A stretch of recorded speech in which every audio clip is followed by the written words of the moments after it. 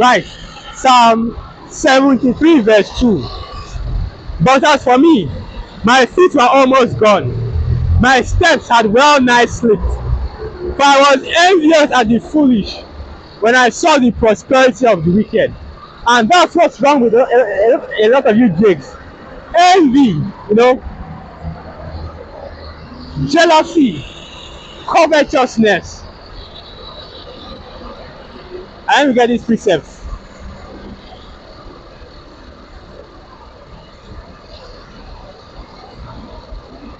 Proverbs 27 verse 4. Wrath is cruel and anger is outrageous, but who is able to stand before envy? Psalm 73 verse 3. For I was envious at the foolish, and when I saw the prosperity of the wicked. For there are no bands in their death, but their strength is firm. Right, and you see, just right now we're seeing how the wicked are prosperous. You are seeing Bill Gates, you are seeing Elon Musk, Bezos and them. Complete devils, man. And seeing how they are prosperous in this kingdom. And that's just it right there. Jake doesn't understand what true prosperity is. Because Bezos and Musk and Gates, they are bombs, okay? That's facts. These are bombs. What's the men of the law are even looking at are the wicked elite, the Rothschilds, the DuPonts, the Oppenheimers. It's not about the money, right? It's the power, okay? And Jakes in the world doesn't get that. That's why Jakes has a few brands, 100K, a million, and they'll start flexing. They'll carry all the money and start putting it, like you're looking for. Hey man, Jake is dumb as hell, okay? I'm not even looking at the money, because the money is a matter of fact. It's not what Rothschild I even said. Give me control of a nation's money. At the end of the day, that's what we're looking for as well. Control. It's about control. It's about power. That's why you're seeing these elites that you can actually see. Gates and them. Trying to jockey for getting more power, getting more money. Because they're also looking for more power as well. The real wealth is in the power, is in the control. Right, but Jake doesn't see that. When Jake sees prosperity, they're thinking they want more of Esau's bills. They want more of Esau's cash. They want more money with dead presidents on it. They want more money with dead Edomites on it. That's the title of the video right there. Dead Edomites, No, look here. I have to log that in as a video idea. Dead Edomites.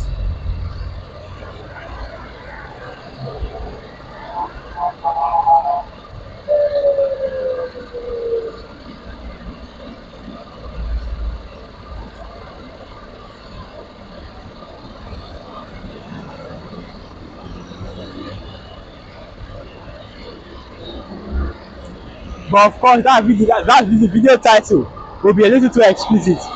But you get the idea, man. Jake is only after the money. But at the end of the day, who controls the money? It's still Esau, man. You're talking about building a nation for yourself, right? Building a nation for yourself. And you're still going to use Esau's money to build that. Still going to go to your enemy for want of all things.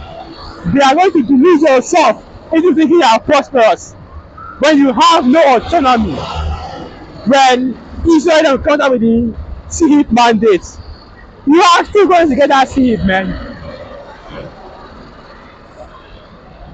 And that's not what we're looking for. You think the men of the Lord don't want to floss too? You think the men of the Lord, us brothers that are in these truths, they want to be out here getting all those riches as well? But we have more understanding than the people that are out there in the world. Doesn't matter how rich you get, how much money and wealth you get as a Jake, there is still always going to be that glass ceiling, the curses, like it says. Let me get that picture, because actually the scriptures it even goes into that, the glass ceiling that Jake has.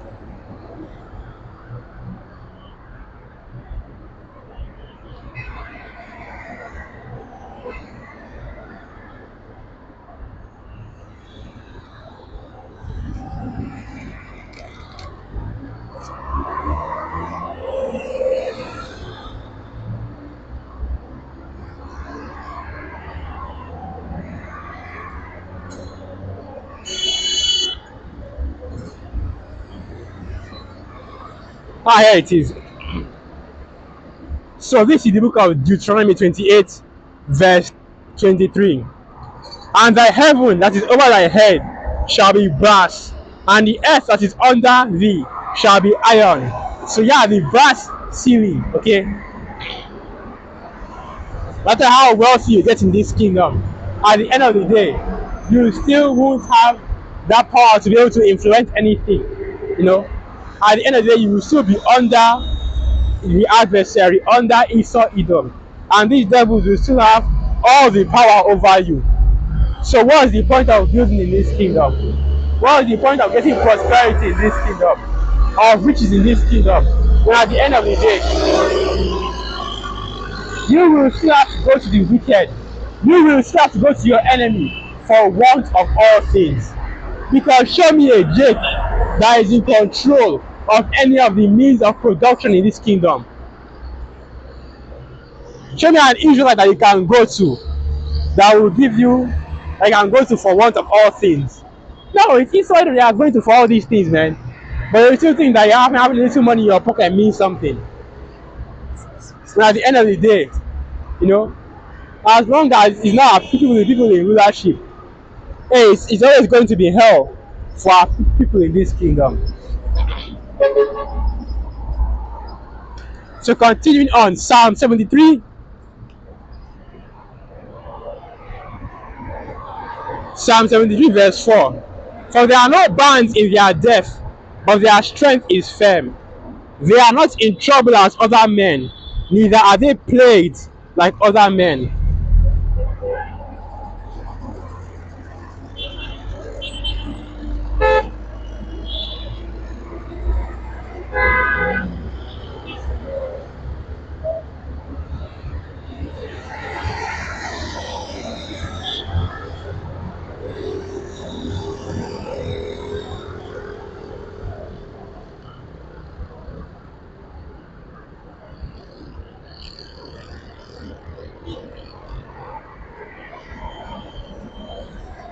Hold on.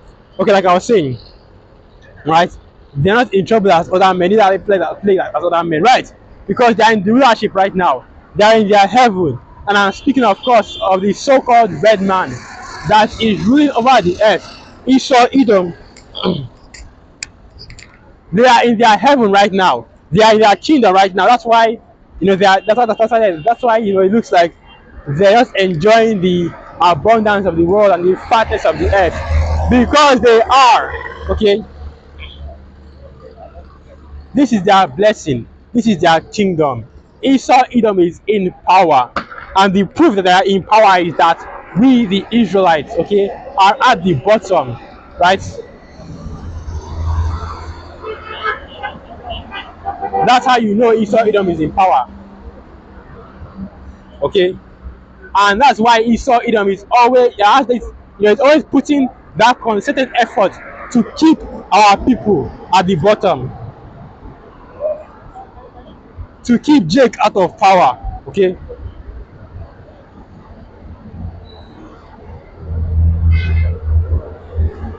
Now Psalm 73 verse 6. Therefore, okay, you know what? Let me end it right here. I've already gotten the main point I wanted to get anyway. But basically, the idea is that these other camps, they have envy, and they're envious at the prosperity of Esau Edom. That's just facts, man. Yeah, they are envious at the prosperity of Esau Edom, and they want that power as well, that prosperity as well. But what they don't realize is that, you know, and that's just Jake for you, man. stiff-necked, strong-headed, and can't look into the future. You don't realize that we have already been promised complete and total rulership of the next kingdom. And let me go to that. Let me go to that real quick.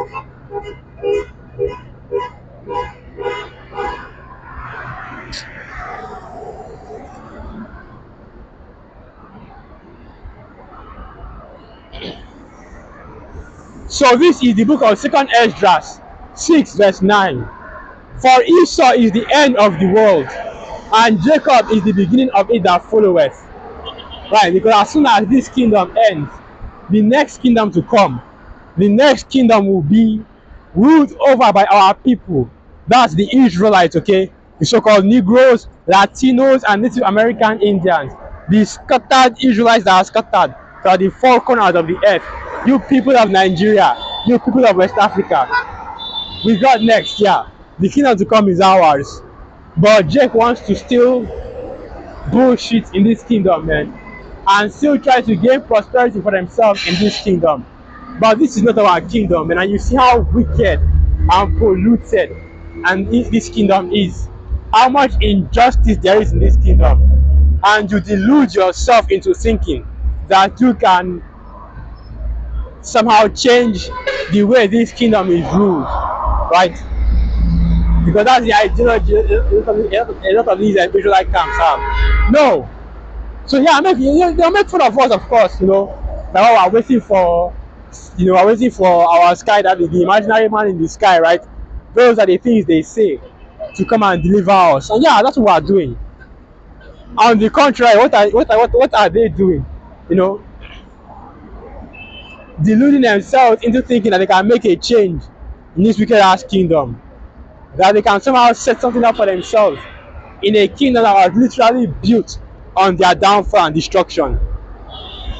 Because think about that, the only reason why Esau, Edom, and the other nations managed to get up so high the way they did is because they had put our people at the bottom, put our people in captivity, whether it's by stealing the land or the resources. Even checking Babylon the Great, all these other nations, the heathen, will come to your land, come to your neighborhoods, and enrich themselves off of you. Whether it's the Chinese restaurants, the Korean beauty stores, the Arab convenience stores, right? We know about all these things, man. Even, Hamites go out to Babylon the Great and use, and use the image of Jake, of the Israelites, to enrich themselves, to make money for themselves. And that shows you, man, hey,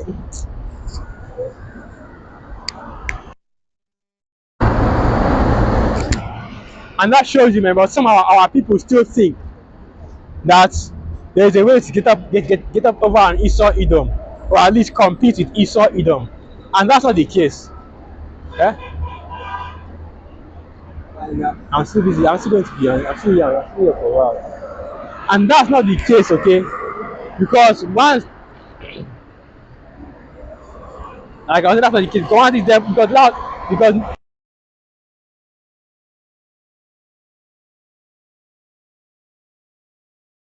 which of course we are the enemies of Esau Edom.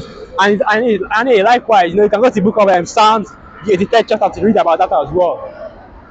We are the enemies of Esau Edom. They are not going to allow us to come back into leadership. But ultimately, that whole ideology, it stems from a lack of faith. A lack of faith in the Most High Yahweh Hashem Yahushai, and in the deliverance of our Lord Yahushai. Right? That's why the scriptures say, once again, going back to 2 Peter 3 verse 13, we are according to his promise. The promise of who? Of our Lord Yahushai. Because he told his disciples, yeah, I'm coming back. Right? And it's when I come back that the deliverance will come. We are according to his promise. Look for new heavens and a new earth wherein dwelleth righteousness. After all, when our Lord Yahushua was on the earth and he was giving his administration, right?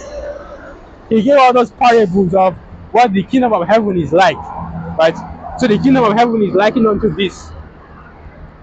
And one of the parables he gave was that a man went out to go and rule and conquer a city. Right? Let me get that precept.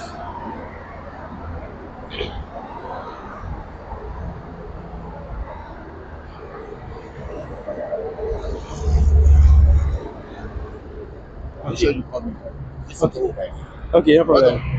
Yes, no problem.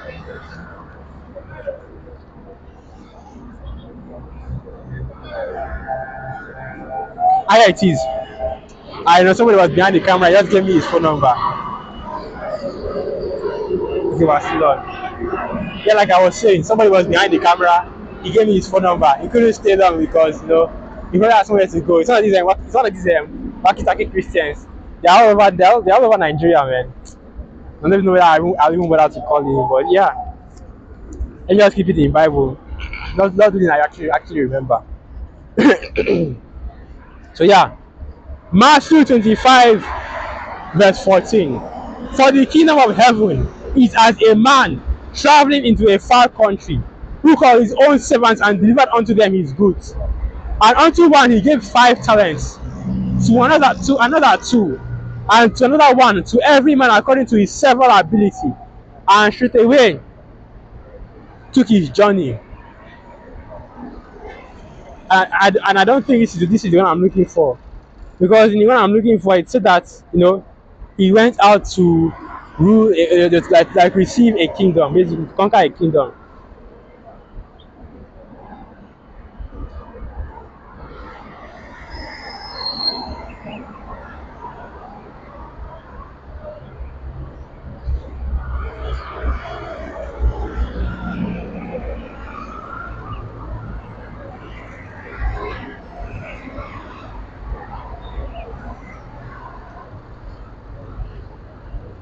Here it is. So this is the book of Luke 19 verse 11. And as they heard these things, he added and spake a parable, because he was nigh to Jerusalem, and because they thought that the kingdom of the Most High, the hour of Hashem Yahushua, should immediately appear. Right? Because at that time, man, everybody was thinking that once the Lord comes back, once the Messiah comes back, this is it, man. Hey, I'm going to whip those Romans out, the kingdom is going to come straight through. But that's not the case, because you have to remember, at this time, which is coming into the first century AD, the Romans were in control of the whole earth, right? And the kingdom of Israel was only the southern kingdom, Judah, Benjamin, and Levi.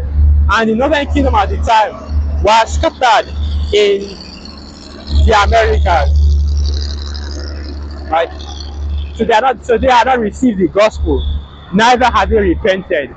So that first coming was, of course, just allowed to establish the gospel and put it on the earth, right?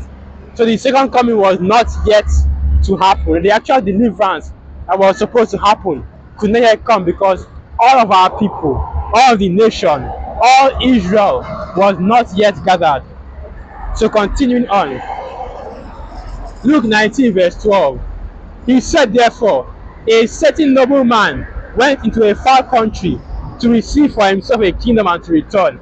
And of course, this is referring to our Lord Yahushua. He is that nobleman.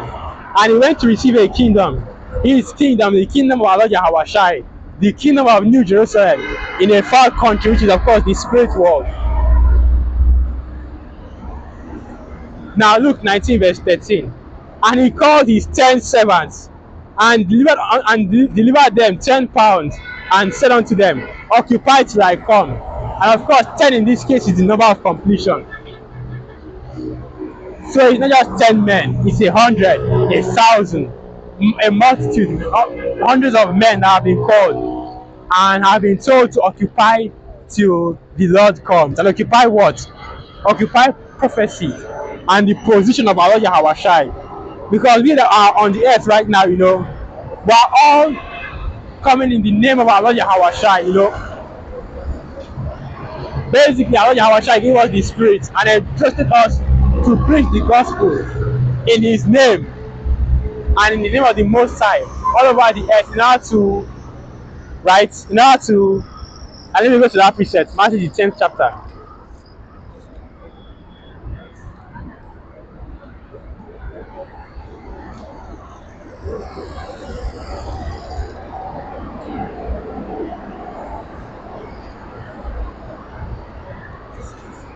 But really is to prophesy the coming of our Lord Yahushua.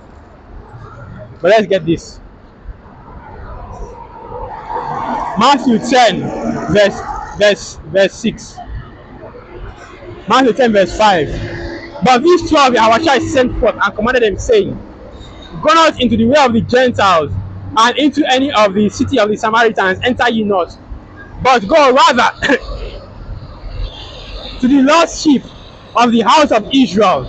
And as ye go, preach, saying, the kingdom of heaven is at hand. Heal the sick, cleanse the lepers, raise the dead, cast out devils. Freely ye have received, freely give. Right.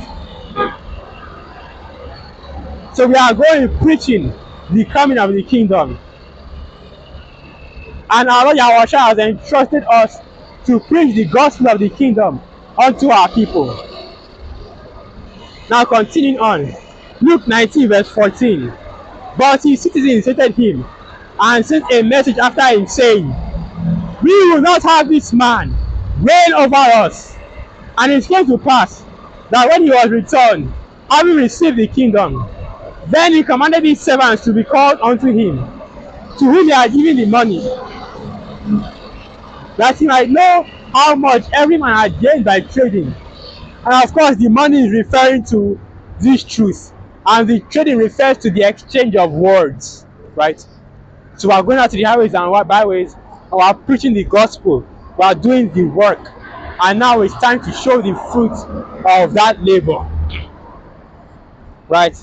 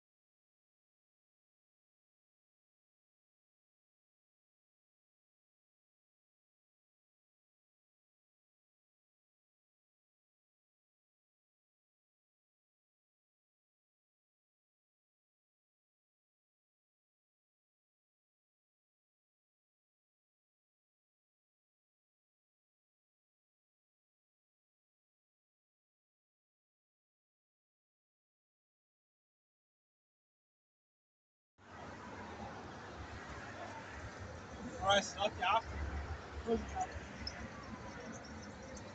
Funny, that's not again. So with that, let me just end it right here. Once again, of praise, honor, and glory unto Yahweh, God, Hashem, Yahweh, God, Hashem, Yahweh, Father, God, our God, for God, Shalom. So what do you have, Hashem, Yahweh,